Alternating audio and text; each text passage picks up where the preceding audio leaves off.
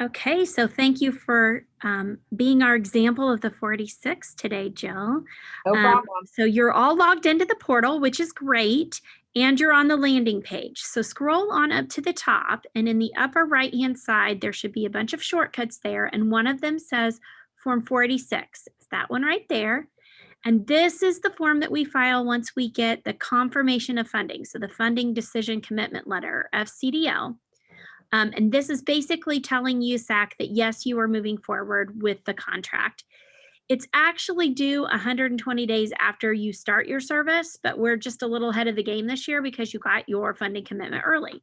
So the first thing it asks you to do is write in a nickname. So this is just whatever you want to name the form. So typically it's like the name of the district, or just like in your case, St. Thomas, 486. And I usually put in the name 2021-22.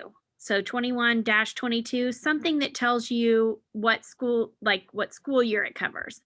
Because what we call the school year in the state of Illinois is the end of the year. And what they call it at E-Rate is the beginning of the year. So that gets a little confusing. This way you'll know, right, when you look at the name, what year we're talking about.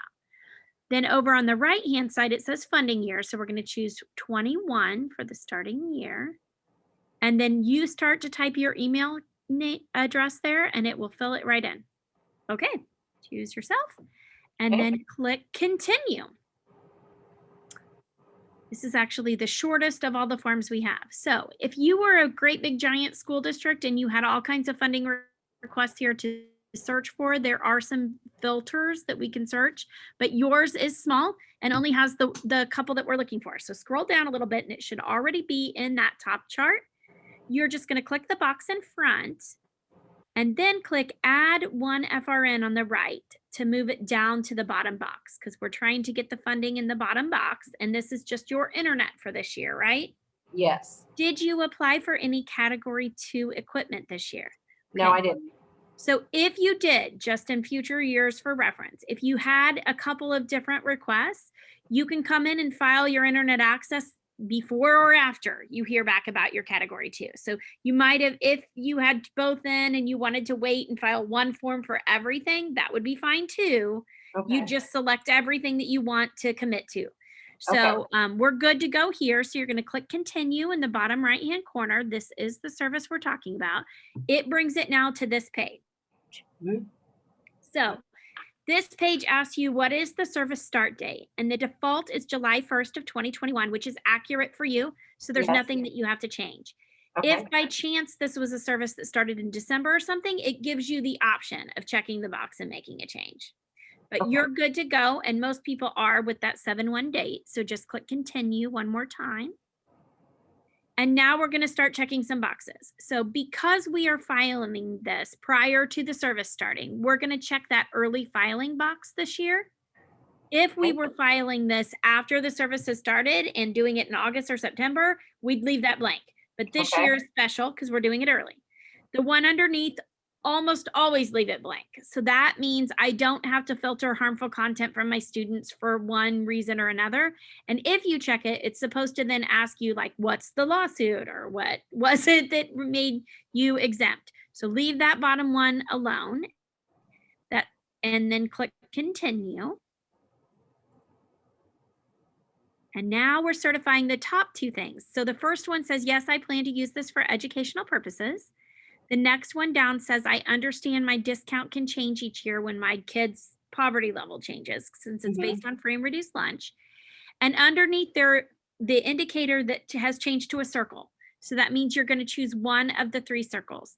The first one is the one I expect you'll choose, which means we are filtering harmful content from our students. The second one says, we aren't yet, but we're working on it and we're putting the necessary precautions in place. And the third one says, that I don't have to for some reason or another. And just for humor's sake, click one of those other circles. So it changes the indication. So some people just come through and click everything and inadvertently click that bottom one that says I don't have to filter. And so that's the most common mistake with this form. So the top one is correct and click preview. over in the bottom right, and it should give you like a printout of everything, but it does look a little bit confusing because there's all kinds of things here in the certifications when you scroll down that you're like, what? I never even saw some of this stuff. So sometimes it populates with extra like certifications that are unchecked.